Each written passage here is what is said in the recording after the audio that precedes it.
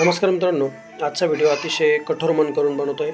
सातारा जिल्ह्यातील फलटण तालुक्यातील खामगाव येथील ही घटना आहे। एकाच कुटुंबातील 4 जण विजेचा धक्का लागल्याने जागेवरच दुर्दैवी मृत्यू।